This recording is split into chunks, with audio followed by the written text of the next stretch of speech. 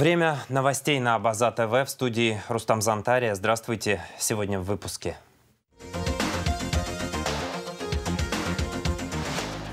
Мир на грани противостояния. Российская миротворческая миссия уже в Нагорном Карабахе.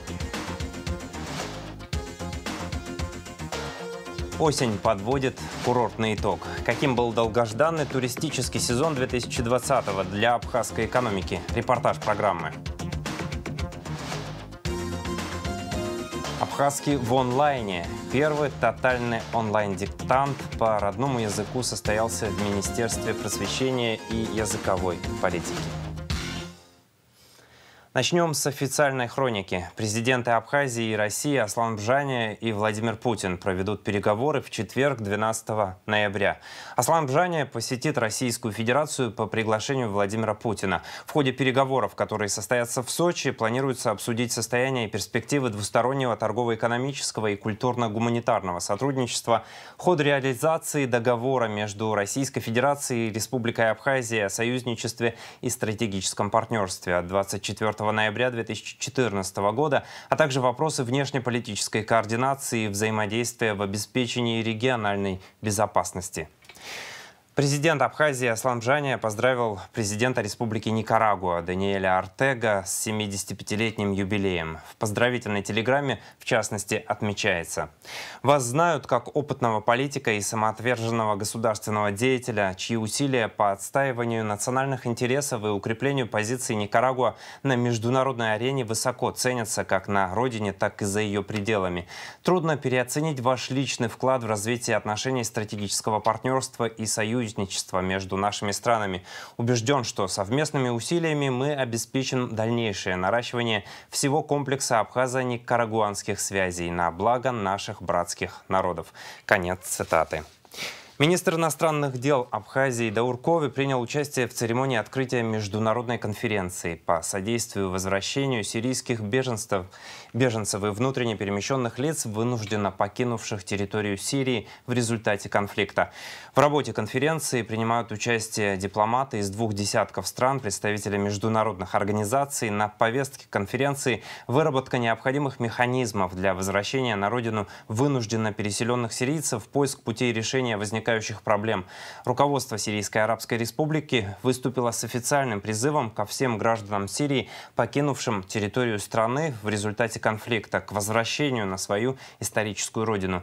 Официальные власти Сирии готовы предоставить всем возвращающимся беженцам необходимые условия для обеспечения безопасного и достойного проживания на территории республики.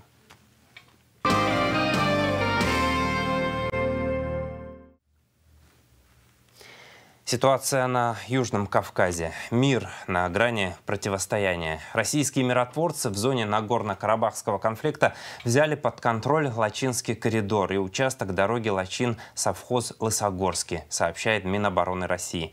Тем временем в Ереване продолжаются протесты. Народ требует отставки Никола Пашиняна и отмены капитуляции. Премьер-министр в очередной раз объясняет свое решение безвыходным положением. Подробнее расскажет Надежда Боровикова. Развертывание миротворческой миссии Российской Федерации в зоне Нагорно-Карабахского конфликта продолжается. К утру 11 ноября 20 самолетов Ил-76 с офицерами командования и военнослужащими подразделений 15-й миротворческой бригады приземлились в Армении, сообщает Минобороны России. Выполняем перевозку с Ульяновска на Армению, аэродром Ереване личного состава для выполнения миротворческой миссии. Самолеты военно-транспортной авиации доставили более 400 военнослужащих, бронетранспортеры, бронеавтомобили и средства связи. Прибыли из 15-й миротворческой бригады в аэропорт Ереване, город Ереван. Осуществляем выгрузку техники, формирование ее в колонны для дальнейшего убытия в город Карабах. К утру 11 ноября техника была разгружена, и первые колонны отправились в путь. Им предстоит преодолеть более 250 километров и развернуть миротворческий контингент с выставлением российских наблюдательных постов вдоль линии соприкосновения в Нагорном Карабахе и вдоль Лачинского коридора.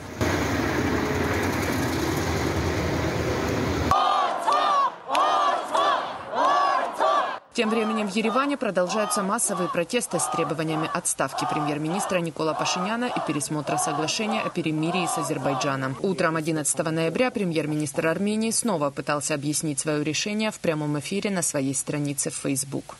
Самая большая ошибка, в которой меня обвиняют сейчас, это известный уже всем документ, который трактуют так, будто бы я согласился 3 территории сдать Азербайджану. На самом деле, пусть это никому не кажется удивительным, но эта бумага не о сдаче, а о сохранении территорий, которые к тому моменту можно было сохранить. Мы подписывали этот документ, когда Шуши уже пал, и когда военные руководители из Генштаба Минобороны мне докладывали, что наши ресурсы, мягко говоря, в плохом состоянии. Это мнение разделяло и руководство Арцаха. Я хочу сказать, что было бы, если бы документ не был подписан. Мы потеряли бы Степанакер, Таскирян, Мартуни, а после их падения тысячи солдат оказались бы в окружении врага. Вот почему было принято это болезненное решение. Утреннее обращение премьера, очевидно, не успокоило демонстрантов. Днем на площади Свободы в Ереване прошел митинг 17 оппозиционных движений. Полиция задержала около 130 активистов, 40 из них уже отпущены. Позже демонстранты переместились к зданию правительства, а оттуда к парламенту. В ходе шествия корреспонденту «Спутник Армения» удалось взять интервью у депутата оппозиционной фракции «Процветающая Армения» Микаэла Мелкумяна. Вы уже знаете, что народ требует отставки правительства и, в частности, премьер-министра, да, относительно с учетом того, что подписан договор о сдаче земель без совета ни с кем, единолично. Это кратко я говорю, что трактуется как это измена. Поэтому сейчас народ требует отставки. И сейчас был большой митинг, после этого уже... Но вот российские миротворцы, они уже в Карабахе. Что будет с ними, если Никол уходит в отставку и будет новое решение? Что будет с миротворцами? Что будет, это время покажет, что будет, но будет то, что будет. Оппозиционные депутаты Армении пытаются запустить процесс импичмента Никола Пашиняна, но сделать это будет непросто. Большинство мандатов принадлежит правящему блоку «Мой шаг». Без их поддержки оппозиция не сможет собрать кворум для отставки премьер-министра. Надежда Боровикова, Элеонора Гилаян, Абаза ТВ. И как сообщает РИА Новости, участники протестов в Ереване выдвинули ультиматум премьер-министру Армении Николу Пашиняну, который подписал мирное соглашение с Баку. «Мы даем Пашиняну время для отставки, а также требуем созыва внеочередного заседания парламента по этому же вопросу», заявил представитель Верховного органа Армянской революционной федерации Дашнак Цутюн Сагателян. По его словам, в противном случае организаторы митингов проведут в 00:30, 23:30 по Москве пресс-конференцию, на которой попытаются решить вопрос ухода Пашиняна до вечера следующего дня. Как отметил Сагателян, представители оппозиции хотят избежать потрясений, хотя уверены, что граждане по призыву выйдут на акции неповиновения по всей республике. Он также предостерег власти от массовых задержаний, подчеркнув, что это будет большой ошибкой. Конец цитаты.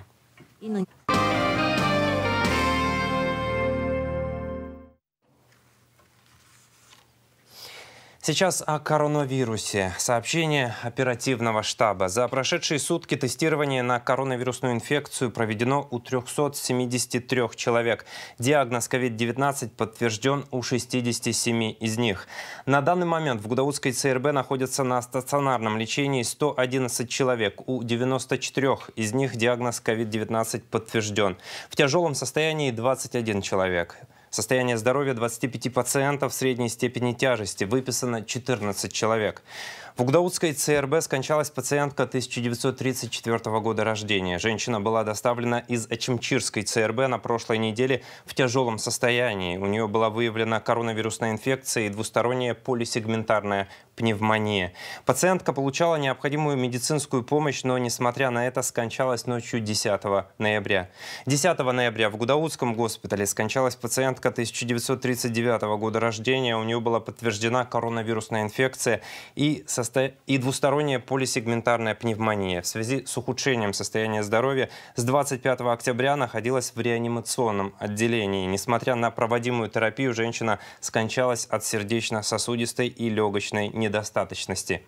В Сухумской инфекционной больнице 30 пациентов с подтвержденным диагнозом COVID-19. Состояние здоровья одного пациента тяжелое. В мобильном многопрофильном госпитале, развернутом на территории пансионата «Айтар» в Сухуми, находится 39 пациентов с подтвержденным диагнозом новой коронавирусной инфекции. Состояние здоровья 35 пациентов средней степени тяжести, в тяжелом состоянии 4 человека. Общее число выявленных заболевших коронавирусом в Абхазии на сегодняшний день составляет 4898 человек. 58 летальных случаев, выздоровели 3227. В рамках программы по оказанию помощи Абхазии в борьбе с коронавирусной инфекцией COVID-19, а также общей деятельности ЮНИСЕФ в сфере здравоохранения, в частности в области охраны материнства и детства, Сухумский офис детского фонда ООН в течение октября-ноября 2020-го осуществил поставку и распределение третьей партии гуманитарного груза на сумму более 9,7 миллионов рублей. Данная поставка включила в себя медицинское оборудование, а также средства индивидуальной защиты и гигиенические наборы. Как сообщает Сухумский офис ЮНИСЕФ, основное направление помощи в третьей поставке было сконцентрировано на оказании поддержки лабораторному звену системы здравоохранения. Бюджет будет носить социальную направленность. Вице-премьер, министр финансов Абхазии Владимир Делба в эфире «Радио Спутник» рассказал об основных параметрах бюджета страны на 2021 год, который сформирован в Кабинете министров. Бюджету еще предстоит процедура рассмотрения в Народном собрании. Так предусмотрены надбавки к заработной плате некоторым категориям работников бюджетной сферы. Значительно увеличено финансирование сельскохозяйственной отрасли. В целом в бюджете на нее предусмотрено 100 миллионов рублей. Эти деньги пойдут на развитие животноводства, растениеводства, борьбу с вредителями растений. Кроме того, существенная сумма будет выделено на здравоохранение с учетом проводимых в стране противоэпидемических мероприятий. А расходы бюджета на здравоохранение и образование в целом составят более миллиарда рублей. Существенную поддержку из республиканского бюджета получат бюджеты районов. Важно отметить, что с учетом приоритетной направленности бюджетных расходов в 2021 не предусматривается приобретение служебных автотранспортных средств. Также предусмотрены серьезные ограничения по приобретению офисной мебели, оргтехники и иным аналогичным расходам. Осень подводит курортный итог. Каким был долгожданный туристический сезон 2020-го для абхазской экономики? Стоит ли ожидать новогоднего потока туристов и что делать для того, чтобы туристический бизнес развивался? Об этом и многом другом расскажет Элеонора Гилаян. Сезон 2020 для Абхазии сопровождался закрытой границей, долгими просьбами занятых в туристической сфере граждан ее открыть и постоянным страхом впустить в страну вместе с туристами коронавирус. Так Абхазия распахнула свои двери для иностранцев только 1 августа. При этом, как рассказывает Анна Калягина, о начале сезона можно говорить только отсчитывая от 15 числа. Эти недели, скажем так, были неплохие. Но понятно, что они не восполнят всего потерянного, того, что было, не смогут восполнить, потому что, повторюсь, наверное, но все-таки это будет важно для коллег услышать еще раз и для всех, кто так или иначе интересуется туризмом, туристическим бизнесом. У нас в марте обычно уже приезжает персонал, да, и в конце марта закрылась граница. Мы в марте их содержали. Мы готовились к сезону. Мы каждый день не знали, когда откроется граница. Соответственно, потери у нас очень большие. Учитывая отказы, учитывая переносы от туров, отказы, переносы бронирования. И все, что было потом, это было как бы компенсация для того, чтобы не уйти в минус. В гостинице «Интерсухум», подводя промежуточные итоги туристического года, называют сезон успешным. Обычно на август приходится пик сезона, а здесь речь шла только о его начале, говорит коммерческий директор гостиницы Астан Далогуа. Но даже несмотря на это, на все сложные условия этого года, в целом можно сказать, что показатели, они именно за вот эти месяцы полтора соизмеримы с предыдущими годами. Но самое главное достижение, о котором бы мне хотелось сказать и подчеркнуть, это то, что за все время туристического сезона у нас не было ни одного случая заболевания среди наших туристов и среди нашего персонала. Я считаю, что это самое действительно главное, да, то, что такой показатель у нас. И со своей стороны, конечно, мы тоже приложили какие-то усилия для этого. Это в том плане, что мы соблюдали все необходимые меры безопасности. Рассуждая о том, изменился ли турист в связи со всеми новыми обстоятельствами 2020-го, Анна Калягина и Астан Далогуа сходятся в мыслях. Безусловно, приезжали новые для страны люди, те, кто не смог провести отпуск в закрытых странах, но в основном категория была та же. Это были, скажем так, туристы, которые сравнивали цены в Сочи, в Адлере, в Крыму и у нас, и хотели поехать к нам, потому что у нас ценник был ниже. Хочется сказать огромное спасибо всему турбизнесу и, конечно, ательерам, что мы не подняли цены и даже где-то их опустили. Большое спасибо, мы не отпугнули большой турпоток, и нам благодарны многие туристы за это, потому что многие коллеги, скажем так, в других, за границей, да, там Краснодарский край, другое Черноморское побережье, цены были довольно-таки завышены. Сейчас впереди для всей туристической сферы подготовка новогодних предложений. Кто-то их уже размещает, кто-то еще работает над пакетом. У нас на сегодняшний день получается, что мы, уходя из осени в зиму, обычно готовим уже новогодние туры. И мы, в принципе, их готовим, и мы не устаем их готовить, и не устаем готовиться к тому, что у нас будет Новый год. Но вот когда у нас, к сожалению, вот с пандемией такая ситуация случилась, что у нас заболевания стали повышаться, очень многие, закончив, скажем так, бронирование в конце октября, когда уже спад пошел, просто закрылись и все. Многие работают круглый год, они не закрываются и дальше продолжают работать. То есть по-разному абсолютно складывается ситуация. Новогодние праздники мы готовим. Мы готовим новогодние туры. У многих коллег они уже где-то около 2 недель, 3 недель уже есть на сайтах, уже есть в продажах.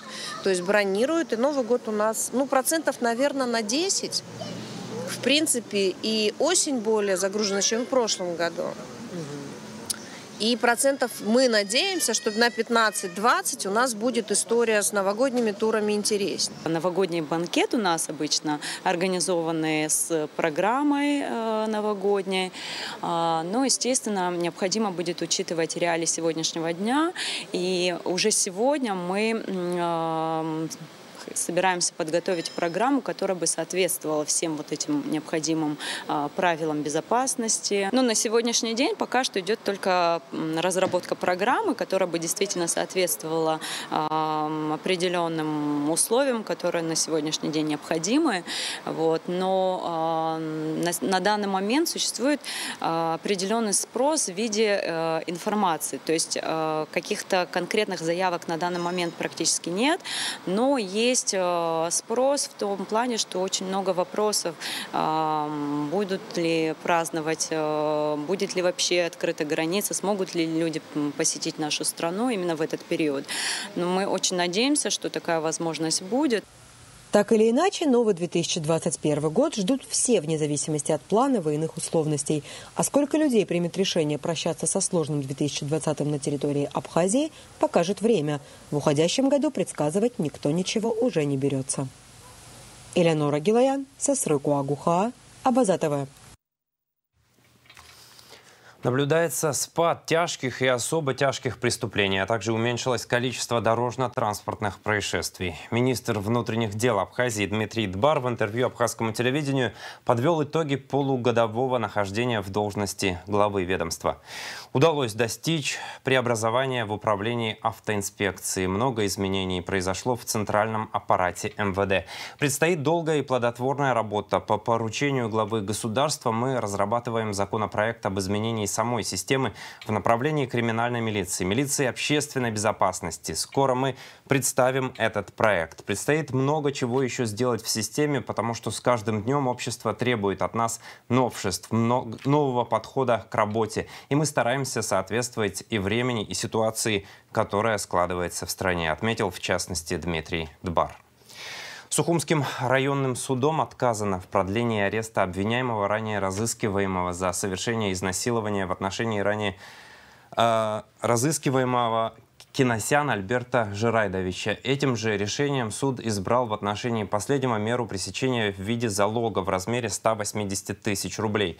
Прокуратурой Сухумского района Киносян обвиняется в совершении изнасилования в отношении гражданки Республики Узбекистан, имевшего место 1 марта 2020 в 17:15 в селе Гумиста Сухумского района. На первоначальном этапе расследования Киносян скрывался от органов предварительного следствия, в связи с чем был объявлен в розыск, задержан оперативными сотрудниками ОУР Сухумского РУВД 10 сентября. Постановление Сухумского районного суда от 9 ноября будет обжаловано в кассационном порядке в Верховный суд Республики Абхазия. Абхазский в онлайне. Первый тотальный онлайн-диктант по родному языку состоялся в Министерстве просвещения и языковой политики. Мероприятие проводилось специально для учеников 10-11 классов. Тем не менее, проверить себя на знание родного языка мог любой желающий.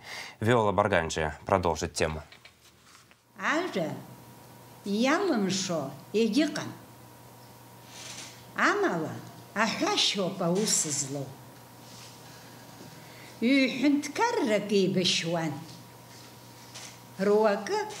Сначала зачитывается весь текст, и уже после учитель приступает к диктовке. Если не обращать внимания на отсутствие учеников в кабинете, то обстановка весьма привычная. Из-за пандемии и введенных ограничительных мер писать диктант сейчас приходится посредством онлайн-конференции. И несмотря на то, что предназначена она для учеников 10-11 классов, принять участие в диктанте может любой желающий. На данный момент у нас в списках числятся около 400 человек, но это количество, наверное, будет увеличиваться или уменьшаться, потому что есть проблемы технические.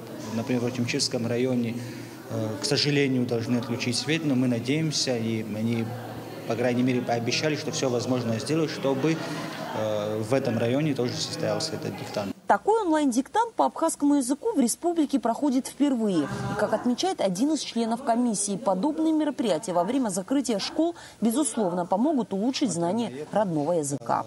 Это начало. Я думаю, что она и поможет, и объединить весь народ, потому что у нас должна быть одна идея жить в одном государстве и уважать друг друга. Единственное, конечно, что бы хотелось бы дальше, чтобы она проводилась не только среди абхазских школ, а среди населения Абхазии. Потому что это государственный язык является не только государственным языком для абхазцев, это для государственного языка для всей Абхазии. И все население, я думаю, что в ближайшее время, 2-3 года, мы сделаем все для того, чтобы кто хочет писать диктант, чтобы он имел право писать и быть вместе с нами. Что касается условий диктанта, то они весьма просты. На проверку своей работы ученики должны будут отправить практически сразу после завершения онлайн-мероприятия. После того, как они закончат работы, у них будет время у всех 5 минут. И за время этих 5 минут они проверяют свои работы и должны будут отправить по почте к нам. То есть после 5 минут пришедшие уже работы не будут зачислены. Результаты диктанта будут оглашены в эту пятницу, 13 ноября. Лучшие работы учеников, как рассказывают в пресс-службе Минпросвещения, без внимания не останутся. Помимо дипломов, участникам будут вручены и памятные подарки. Виола Барганджа, Торни Камичпа, Абазатовая. Русдрам открывает. С 16 по 22 ноября в Москве будет проходить второй фестиваль русских зарубежных театров. В нем примут участие театры из Абхазии, Беларуси, Казахстана, Молдовы, Таджикистана и Узбекистана. Русские зарубежные театры представят свои спектакли на сценах театра «Эль-Гетера» под управлением Александра Калягина и театра «Современник». В день открытия фестиваля на сцене театра «Эль-Гетера» покажут спектакль Государственного русского театра драмы имени Искандера «Кровавая свадьба» по пьесе Федерико Гарсия Лорки в постановке Марии Романовой. Ну а 5 декабря спектакль «Электра» будет сыгран в Санкт-Петербурге в рамках фестиваля «Радуга». Об этом в своем аккаунте в Facebook написал генеральный директор Русдрама Ираклий Хиндба, назвав это еще одной ошеломляющей новостью. Сейчас о погоде.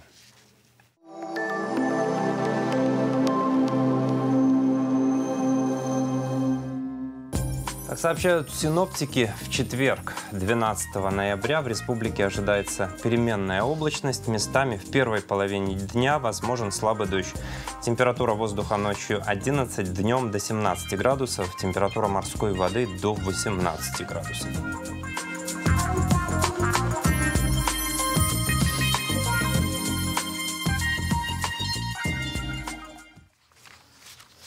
И на этом пока все. За развитием событий следите вместе с нами и на сайте abaza.tv. До встречи в эфире.